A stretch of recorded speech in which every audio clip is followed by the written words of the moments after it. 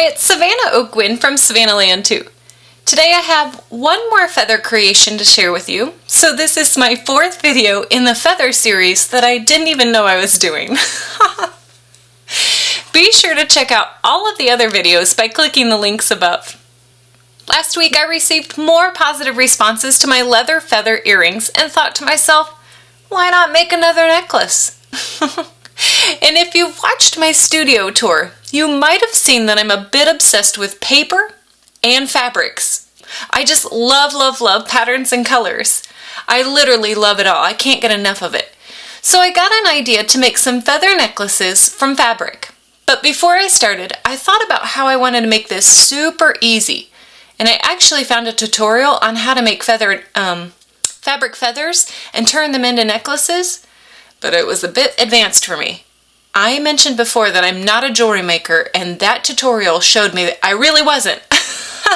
So I think I found an easier way to make them.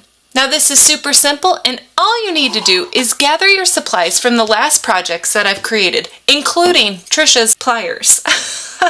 Now I'm bound and determined to use up all of my leather and jewelry pieces, but actually we're not using leather this time around, although you definitely can.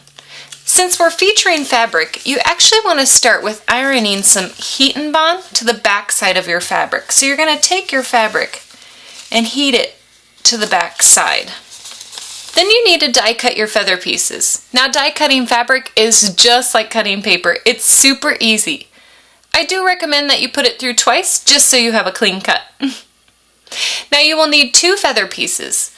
Cut one from the front side of your fabric, and then turn your fabric over with your heat and bond showing and die cut it from there. So you'll cut one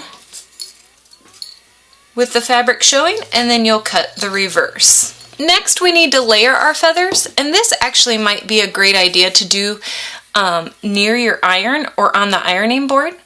And first we want the feather with the heat and bond facing up, and we're going to remove our backing. And then we're going to take a head pin and place that down, but first you can tell that this is quite a long head pin, and you can use your old pliers that you had before you got your jewelry pliers and cut down your head pin.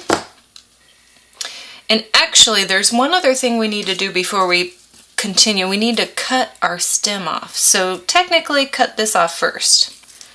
And then remove your backing.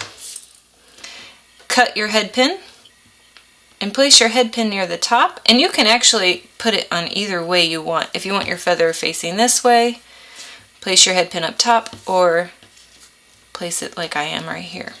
And now we want to take our feather that has the fabric facing up, remove our backing, and layer this on top of the other 2 pieces. And now we want to use an iron to heat set this feather sandwich.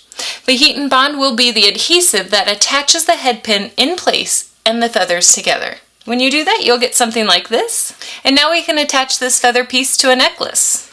Now all I did was I took one of these necklaces that I bought from the local craft store, and I cut it in half and then attached it using some jump rings. You can see that on this one right here.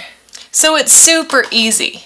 Now we could take this a step further and add 2 head pins to our feathers, one on either end, and layer those with our necklaces. Now this makes for a fun fashion statement and design because you can mix and match your fabrics. Now all you have to do for this is, when you're doing your sandwich, take your head pin and place it at the top, and then also take another one, and I would probably cut this one down again,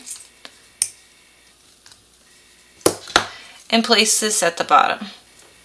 Now iron that feather sandwich together and you'll get something like this. Now after you've cut your feather in half, place some jump rings on either end, like I've done right here, and attach our feathers. Or if you want to make it layered like this one, just add extra chains before attaching them to your necklace piece. Super easy and so fun. Now I couldn't go on without showing this photo. I was talking to my granny the other day and she told me to take a picture of Olson wearing a feather necklace. He hasn't been featured lately, so I thought it would be a good idea.